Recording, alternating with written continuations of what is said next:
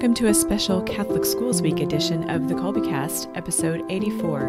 We're happy you joined us for a fresh look at one of our favorite and most frequent topics, the fundamental question of defining education. We're honored to take up that question with Patrick Reilly, founder and president of the Cardinal Newman Society, who proposes the idea of education as a window into God's mind, and explains how this perspective, along with a healthy dose of frustration, led him to look deeply at the state of Catholic education at the college level.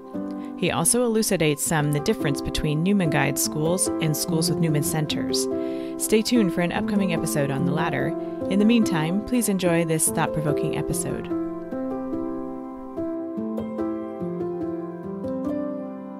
Hi there, I'm Bonnie, liturgical musician, popcorn and podcast fanatic, and Kolbe homeschooling mom to 4 lads and lasses of middle and high school age. And this is Stephen, homeschooling father of 5 and director of development for Kolbe Academy. And I'm Jordan. As a product of homeschooling, I'm proud to teach Greek and Latin for Kolbe online and serve as the Alumni and Public Relations Director.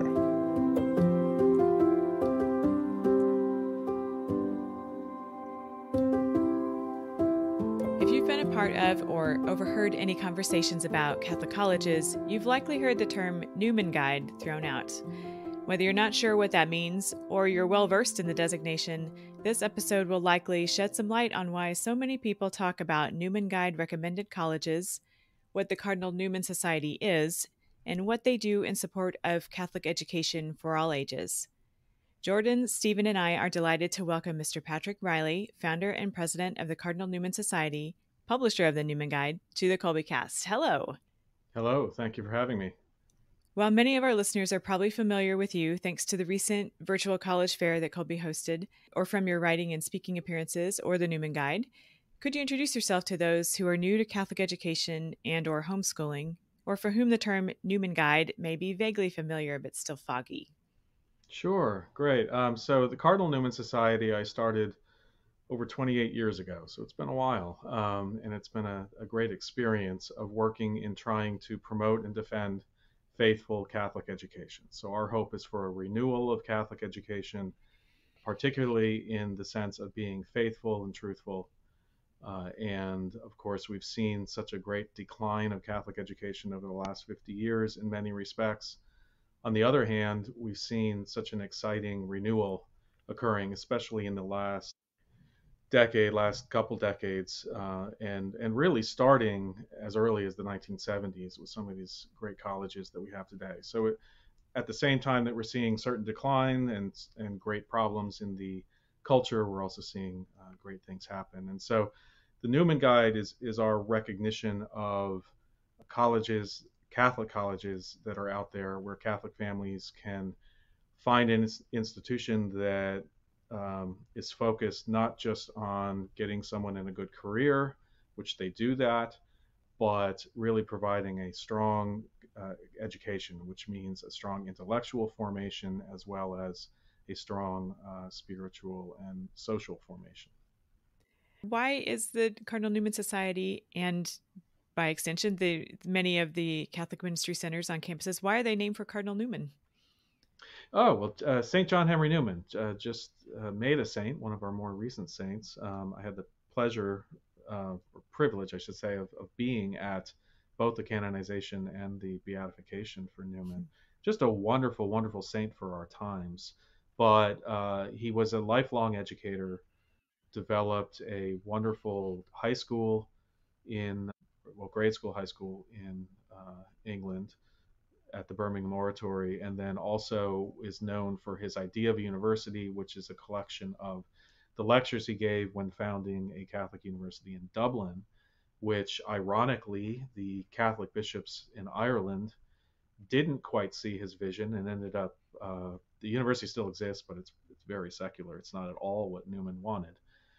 But his idea of university survives, and these Newman Guide colleges have really taken on that vision of an institution that in its essence is about intellectual formation, but it can't do that properly without due concern for the spiritual and social and other aspects of the human person. And so He argued very strongly for Catholic education and essentially said that education is not education unless it's Catholic, ultimately, because you're rejecting and excluding the most fundamental and important branch of knowledge from your consideration, and it enters into every subject.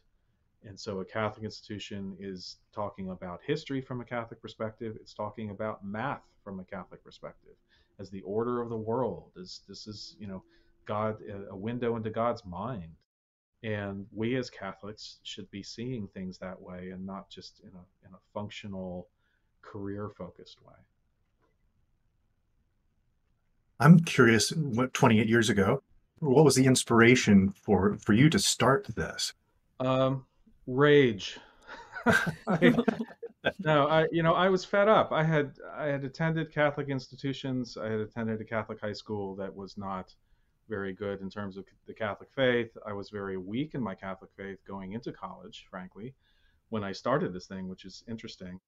And I ended up at a Jesuit institution that my advisor and told me, you're going to go there and it's going to be this great experience of Jesuit education. You're going to have 4 years of ethics, 4 years of logic, 4 years of philosophy, theology. You're going to have just this great experience of interacting with people and these great intellectual giants. And that is not at all what I experienced.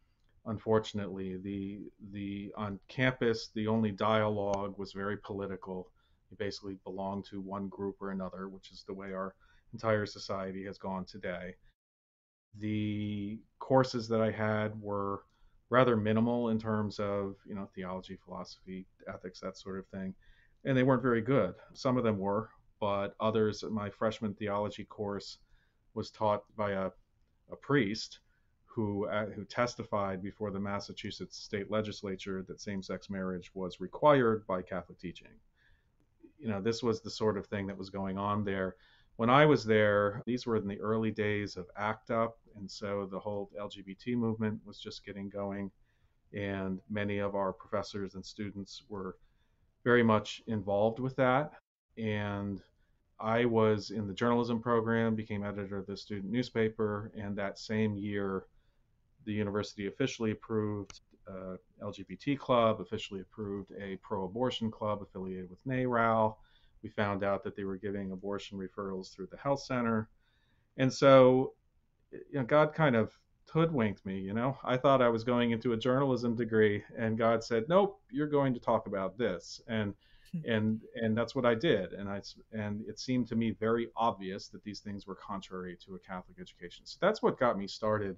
And so I was pretty upset with what was going on, and felt that if we simply exposed these things, we could change the direction of Catholic education. Unfortunately, that's not what happened. And so, the Newman Society has developed very much from initially where we were simply reporting on problems in Catholic education to now where we look very deeply at what is Catholic education. There needs to be a whole new re-education of what is Catholic education, what's it all about, what is education per se, what's the essence of it, and looking at what does that mean for Catholic institutions in terms of their policies, in terms of their athletics, their student activities, their curriculum, their admissions, their leadership, their hiring policies. Everything top to bottom needs to be rethought and reclarified. And the exciting thing is that's happening. The bishops have been, by and large, very excited about it and assisting with that at the K-12 level. And at the higher education level, we have these great Newman Guide colleges that are setting the example and setting the standard for what Catholic education is all about.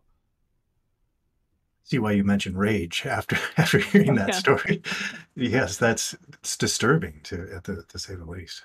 It is, and it comes back as a parent, right? So now my kids, I have 3 kids in college, and if they were in the same situation, I would be pretty angry. As a parent, fortunately, they're in quite the opposite situation, and so whatever frustrations I had with what's wrong in the church, and we all have those frustrations, and it's probably been that way since since St. Paul, raging at what was going on in some of his communities. But on the other hand, there's such great delight, and you see the Holy Spirit working in such amazing ways in good, faithful Catholic education, and you see the graduates of these institutions going on and just doing amazing, amazing work. And so that's why I'm just so in love with these great Catholic colleges, and of course, great programs like Kolbe that really form young people to be the next leaders in our society and the saints that we can all look up to. We were talking a little bit before the show just about, I was surprised when I was having a conversation at the local parish that people didn't know about the Newman Guide or Newman Guide schools. And I'm a graduate of Thomas Aquinas College, and actually my wife's father was one of the founders of the school. So that's been my experience since after high school, is that sort of environment, and that this is the right thing to do. Yeah, so I'm hoping that through this experience, we get people who can better understand exactly how this works. How does a school become a Newman Guide college, approved or at least recognized by the society? Okay, yeah. So people ask us all the time what our standards are. There, in a sense, there's one key standard, and that is that a Catholic family can send a son or daughter to one of these institutions and be reasonably confident that they are going to get a very strong formation, that intellectually, spiritually, as a person, they're going to come out better, and that these are institutions that are sincerely dedicated to that. I'll tell you, I mean, just even in recent weeks, we've come across things that have popped up at some of these Newman Guide colleges that are just, very frustrating and inconsistent with the mission. And this is the kind of thing that, frankly, I mean, we shouldn't be surprised by that. These are institutions with a lot of different people, and we as individuals, as one integral person, also wrestle with constantly disappointing ourselves and disappointing God. And so these things do come up. So no one is suggesting that these are perfect places, but they are societies, they're communities that have a very strong mission dedicated to good, faithful education. They're committed to hiring the kind of people who are committed to that. And so problems are rare and easily solved when they do come up. And so the culture is really pushing on us, right? You get students coming in who genuinely want a good, faithful Catholic education, but they've come up with pornography and just a cultural understanding of relationships and everything else, and politics and all of that really influences them. And so it's all the more important that we have these places to help form and guide and lead people in the right direction when they genuinely want that. So that's the primary standard. Now, of course, in order to figure that out, it's our view that you need to look at absolutely everything. There's nothing that isn't pointed at the mission and isn't directed toward the mission. If there's anything that a school is doing, even if it's in its investments, in its endowment, or in terms of its admissions policies or its athletics policies or other things, then you end up with real problems. And so people accuse us of being, I don't know, too stringent, too, looking at every little thing. But the reality is that Satan has a way of getting in through every little crack, right? And so you do have to look at everything. And so we look top to bottom at student life. We think is very, very important. And most people seem to not think about this, but the reality is that a typical student is only in the classroom about 15 hours a week, right? About 15 credits. Yeah. Maybe some places it's a little bit more. The rest of the time, they're on campus, in the dorms, doing social things, in the library, whatever it is. And so the campus life is extremely important. The dorm life is extremely important. They're spending more time in their dorms with many of these places, who knows what going on in the institutions and even in your own dorm room. Even if you're only focused on academics, I mean, can you imagine the typical student getting up for an 8:00 a.m. class, and they're coming in absolutely exhausted, physically not healthy because they're not eating right, they're not sleeping right, they're partying too much. Their social life is not healthy. Their social relationships are not healthy. They may be worried about being pregnant or getting someone pregnant. They may be worried about STDs, which are rampant at many places. There's just all these different things going on the typical college campus with adults. Yes, we can call them adults. They're, generally 18 and older, but they are young adults. They are new adults. Yeah, I like to call them baby adults. Yes, they're adults, but they need to learn about adulthood. They haven't been expected to act as adults until suddenly they're thrown into this situation and their parents aren't around. And you need institutions that care about their formation. Patrick, I was brand new to this entire world when I came to work for Kolbe back in 2013. And during college, I'd never heard of any of the Newman Guide schools. I'd never even heard of them. So when I started getting recommendation letters, I'm like, what is this school called? And I'd have to Google it. And I was so fascinated when I started looking into them, being jealous that my own college experience wasn't involved with the great books. Now I work for Kolbe, and I work also at Magdalen College here in New Hampshire. And so I'm seeing some of these students who are Kolbe students then becoming college students. And it's like in their world, they're only choosing between Newman Guide schools. There's no thought of any other colleges. And that's kind of become my world as well. And I just wonder, what is the reason for that? I mean, what is the reason that someone like me, who was just going to state institutions and things as I was going through college, I hadn't heard of these? Is it a pushback from the mainstream where they're kind of trying to hide these kind of schools, or what is it? Because now I guess what I'm saying is now it just seems like they're everywhere. I see it. That's my whole life. And maybe it's just what I do for my career, but I see it everywhere now.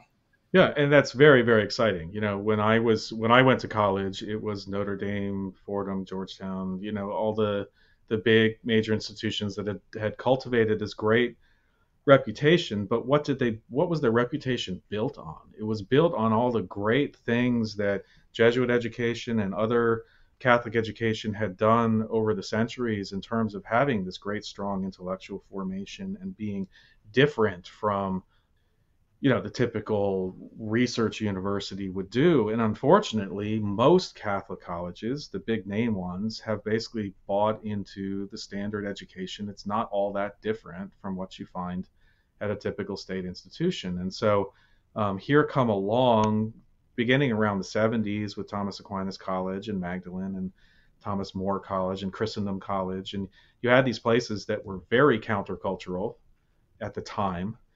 Countercultural simply because they were basically trying to do what Catholic education had always done.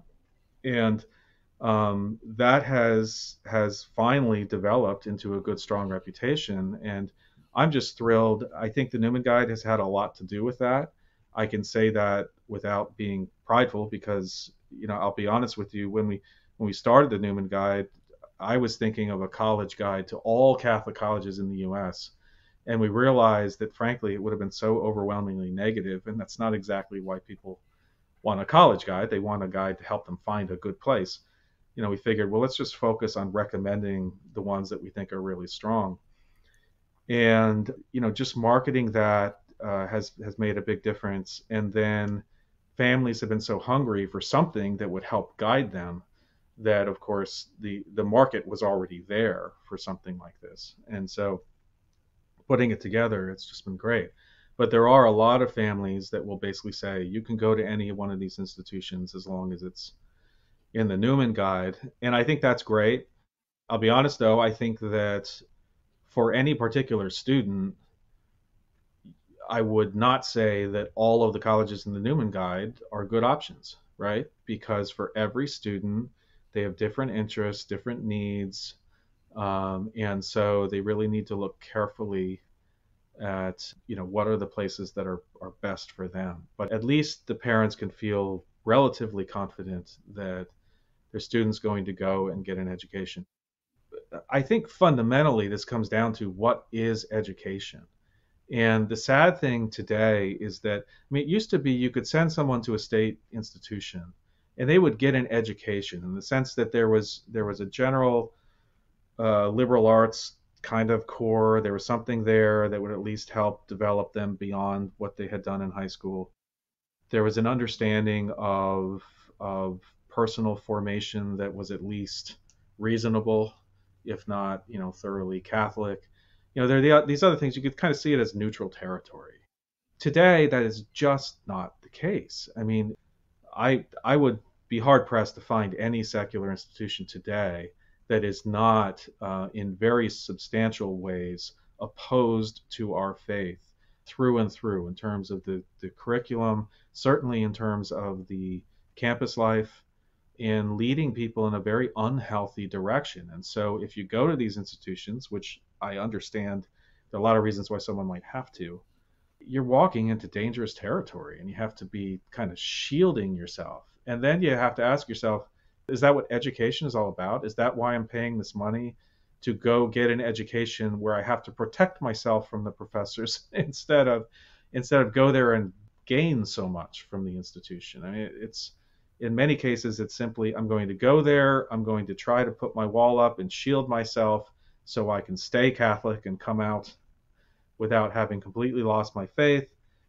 and I'm going to get that degree, and then I'm going to go on and live a good life. Well, that's not what education is all about.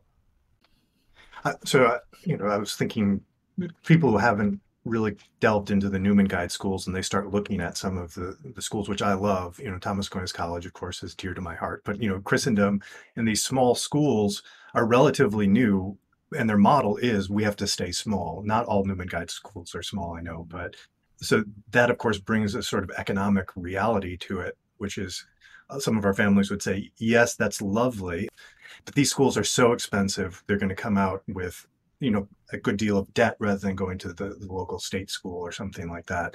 So I think you've already addressed, these are the most important things, of course, that you end up with your faith and that you're receiving education. But yeah, well, so the cost is obviously a very very big concern. There are practical concerns. Why do you go to college? You do want to come out and have a good education, right? So I think that's what you're getting at, right?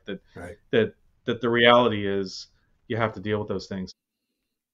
I tend to look at it not as an idealistic thing. I tend to look at it as, what is our fundamental purpose in life? What is our fundamental purpose of education? What would be our view of success as a parent when we look at our child, when we're nearing the end of our life and our child's 40, 50, 60 years old, and we're looking back and seeing what was the result of the formation that I provided my child? And in the end, I want them to be really good people. I want them to be good people, but not just, obviously most important, I want them to be generous. I want them to be Christian. I want them to love God.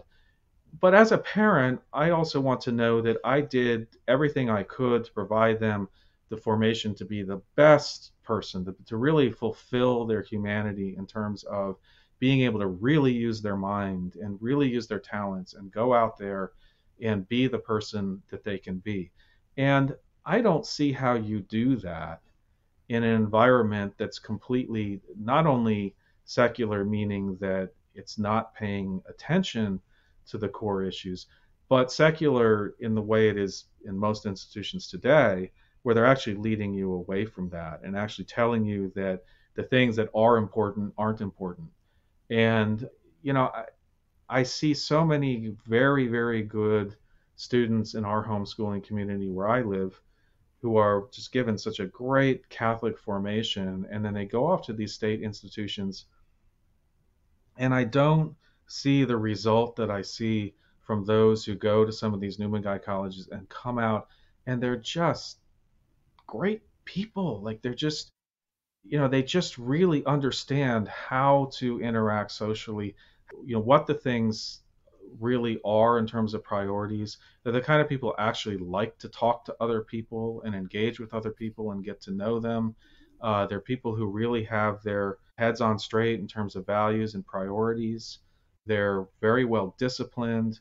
They're not coming out looking like they just went through a war zone.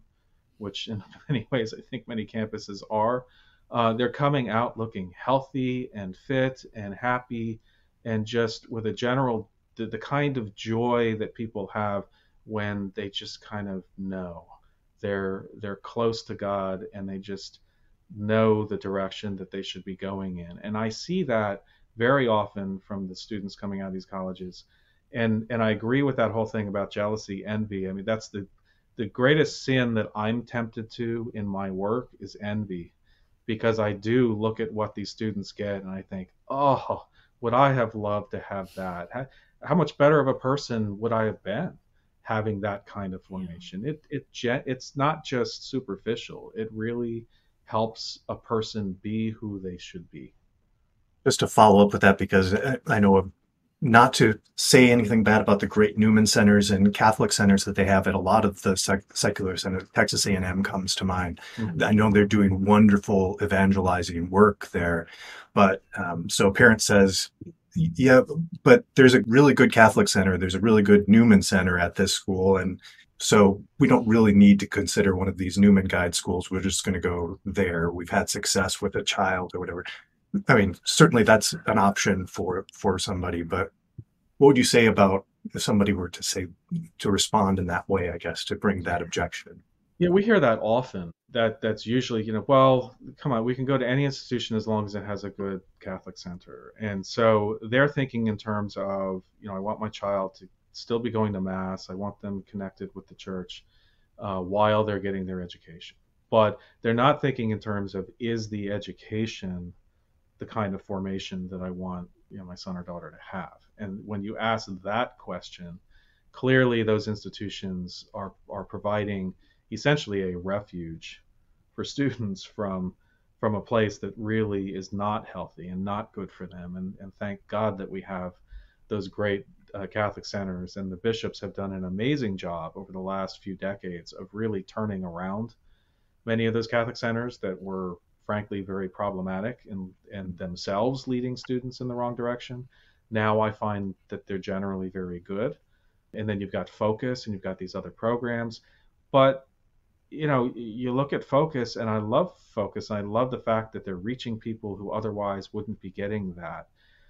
But then you take the student who's in a very secular environment, gets Bible study, and then you look at that next to the person who goes to Thomas Aquinas College or goes to Ave Maria or one of these great institutions, and they have 4 years of a thorough formation in becoming the person that God wants them to be. And it's just better. There's no question about it. It's better. And going back to the cost factor, one thing I should mention is that we've done analyses and looked at the Newman Guide colleges. And if you look at the net price, which is what the typical student actually pays for the education, it's not all that more than what they would pay for the typically state institution. They get a lot more in terms of financial aid. Catholic colleges do a lot in terms of, they'll set their pricing high in order to be competitive with other institutions, but then they'll provide so much in terms of financial aid to people who need it, to big families. And these colleges are going to place a priority on getting someone from a good Catholic family into their school. And so I always tell people, look, it's not a problem to have the state institution in your mix of places that you're looking at, especially if you're very concerned about cost. But go through the process and don't just look at the sticker price, and don't be quiet. Talk to the institution. Say, I can't go here if it costs this much. And a lot of these places have pools of money that they give to people to try to help them get into their institutions. Thomas Aquinas College does an amazing job of keeping the debt for students very low. And a lot of these institutions are doing everything they can to do the same. And frankly, typical state institution is not doing that. They're getting as much money as they can from the state, from taxpayer money, and then they'll give generous grants and aid to very low income families. But middle income, you're not getting a lot of a break there. That's very eye-opening. I heard you say that at the virtual college fair too, and I was like, oh, I didn't even realize. That surprised me to hear of all the ways that they're closer to the actual cost out the door, you might say, to use Mm-hmm. the sticker price, the car analogy, that to continue with that it's so easy to just look at the numbers straight that are put forth at the beginning and think, oh, that's not even in the realm of possibilities, and just Right. move on down the road. Right. I would not have kids in college if I were paying sticker price. Yeah. I think a lot of everything you've said about Catholic colleges, it just, to me, it obviously answers all of the objections that you could possibly bring to what's the value of going to one of these good Catholic schools. My daughter is a freshman at Thomas Aquinas College this year, but Right. in her generation, it seems to me there's, based on what they're seeing, the value of an education at other schools, secular schools, they're seeing isn't really all that valuable. And in fact, as you've said, it's damaging. So I see more of a pushback, like, I don't want the debt. The education isn't worth it. I'm not going to go to one of these schools. Now, obviously, you've already spoken about why it is worthwhile, but do you see a trend that might be hurting even some of the Catholic schools with this? Yeah, I do. I mean, the cost just keeps getting higher and higher and higher, and it gets very, very difficult. And so, one of my concerns broadly for Catholic education is that there's a lot of what we expect from colleges that really used to be expected from high schools. We used to expect that a high school graduate had a basic understanding of Aristotelian philosophy, had a basic understanding of the world and of theology and all of these things that today we push into the college level. And so I would like to see more high school graduates getting the kind of really good, strong formation that programs like Kolbe, try to provide, and that unfortunately our schools have sort of despaired of giving. One of the reasons is, of course, that education generally has focused so much on just piling on the information. We have to cover all of this information, and so you need these good classically oriented places that are more focused on the formation of the mind, the development of the person, and then they can gather whatever information they need. And so that has to happen at the K-12 level. I think there are probably too many people in higher education who really, they don't need to go to that level. On the other hand, then you see the great value of the formation that can come at an institution that's genuinely focused on formation at the college level. And those who can afford it and those who value it can go on and get that. And it's a great addition and it's a great thing for life, but it's probably not for every single person. Mm-hmm. A few years ago, I was kind of starting to think about how could I develop, working with people, how could we develop even new college? I love Thomas Aquinas College again, that I've said multiple times, but something that kind of combines some of the needs of students that they're seeing today, make it a little bit more practical.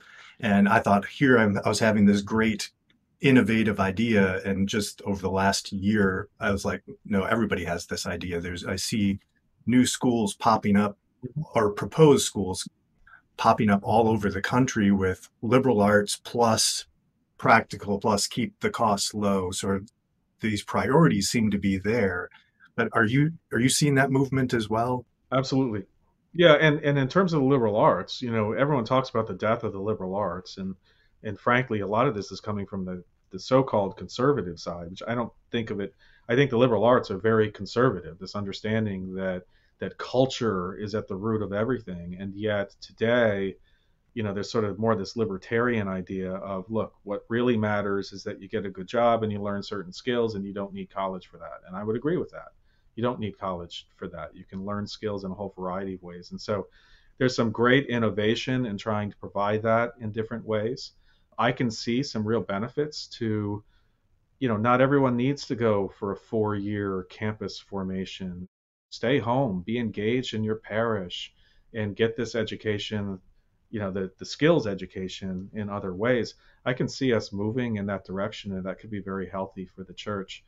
But there's just something very unique and special about that 4-year campus environment. And I've been thrilled to be able to provide that for my kids thus far. And, you certainly do see the results. Is there a danger? I mean, so some of our Catholic schools are just reaching, the 50-year mark. So they're maturing a little bit, and I'm seeing success. And I mean, not starting from a spot where you have your big endowment. Is there any sort of danger of kind of thinning out the the pool too much, especially as people are starting new schools? Or is more collaboration needed, or are things moving in a good, healthy direction from your perspective? The culture just keeps sliding in ways that I don't know how we get shocked, and yet every week we seem to be shocked by the next thing. And so, in one sense, you see things going down, and yet Catholic education for me is just the great bright light of where we just see so much movement in the right direction happening. There's still a lot of problems, but I'm really thrilled.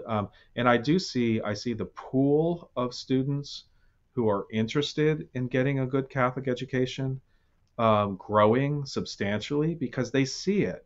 They see what's happening with students at Colby, and frankly, the average person in the United States has no idea what Colby is, right? They've never heard of it. Yeah. And yet, within the right circles, the reputation grows, and they start to see, wow, this person's really impressive. How'd they get their education? What school did they go to? Well, what's that Colby program? What's that all about? And so they learn about it. And like you said, with the Newman Guide colleges, how their reputation is just dramatically taken off. So this is happening, and people are seeing the models that work. And the reality is that among Catholic adults today, the vast majority of Catholic adults have never had a single year of good Catholic education in their life, right? They don't even know what it is and what it looks like. And so we are rebuilding that familiarity. And as we do that, I do see just great movement, and it's really happening rapidly. I think the next decade is going to be just a great golden age of Catholic education again in the United States. Somewhat the revival of parochial schools, but it's going to look a little bit different, and that's great. It seems like there's also a new challenge even for these Catholic schools, which have the good plans that you were mentioning, because you think that the society has gone crazy, and like you said every day there's something new and crazier. So it seems like the Catholic colleges I'm seeing even again have a challenge to try to bring in these students who have from all different sorts of formations and even fit them into what they have. Yeah, there's a huge challenge, but as they say, the church is forged in fire, or the seeds of martyrs, or any of that. The reality is that the greater the pressure that the secular society is putting on us, the more Catholic education is clarified, and we're seeing that in great ways. We're seeing that in the dioceses where they are hungry for good, strong Catholic policies because they're getting sued and they have to go to the courts and claim religious freedom. And the courts are saying, well, but you compromise on this, you compromise on that, you don't really seem to be really committed to your Catholic identity. We need to get our act together. And sadly, we've gone through a tough period.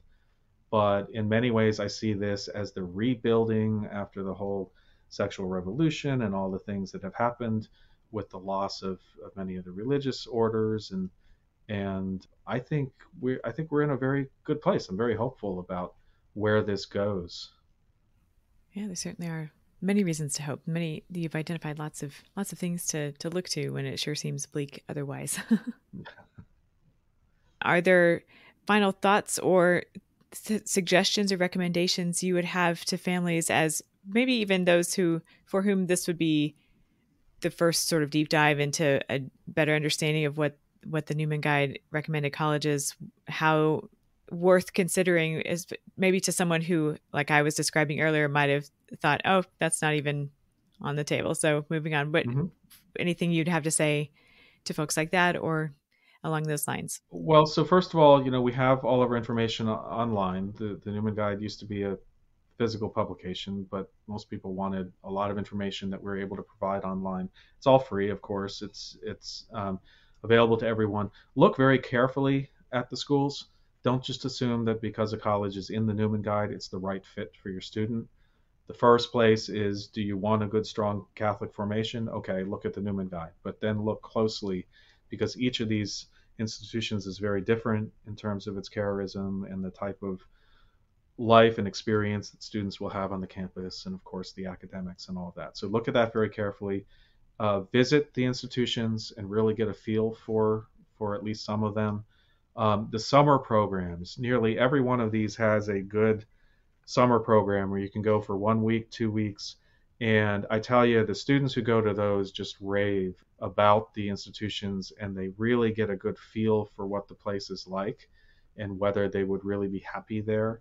And I find that many of the Newman Guide colleges tell us that they're now getting very large percentages of their new incoming freshman class from those summer programs because the students see it and they like it.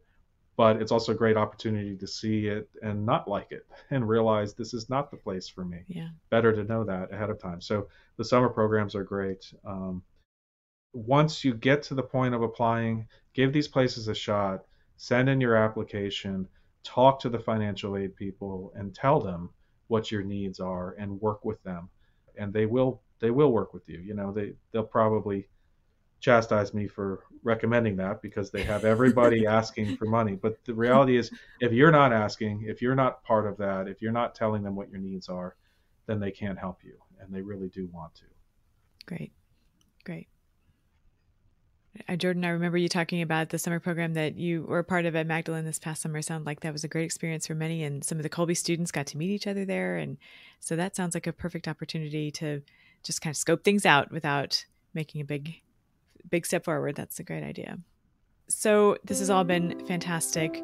This, along with some conversations we've had before on the Kolbecast, specifically episode 59, The Secret Whiteboard with Everett, Buyarski, and Erica Treat, we cover some suggestions for navigating the college search, just things to think about, discernment to undertake in that whole process at the beginning of it, and leading right into utilizing resources like the Newman Guide to continue what we started, as he points out in those conversations of why we even started with Kolbe in the first place, that we continue and help our students take those next steps into adulthood to be the people that they're called to be. So we will include a link to that episode in our show notes and some other of the college and Life After Kolbe episodes that we've been doing here recently. We'll also include links to the Cardinal Newman Society website and other places we can find you online. You are a prolific writer and speaker as well. Are there other areas that we should look for you online, or is the Newman Society website the best place to find you? Well, pretty much everything is linked from our website, but I do have a regular column with National Catholic Register, and so that a lot of my work appears there and other places. Okay. Well, we sure appreciate you taking this time to visit with us. It was a pleasure meeting you. Thank you for all of your work all these many years, and into the future. I sure learned a lot today, and I'm confident that many of our listeners did too. Sure appreciate it so very much. Thank you. Okay, thank you. And God bless all of the Kolbe families and the teachers. Thank you. If you haven't already, subscribe to the Kolbecast in your favorite podcast app to make sure you don't miss an episode. And we'd love to hear from you. So feel free to email us at podcast@kolbe.org. Mary, our Mother, pray for us. St. Maximilian Kolbe, pray for us. Ad Maiorem Dei Gloriam.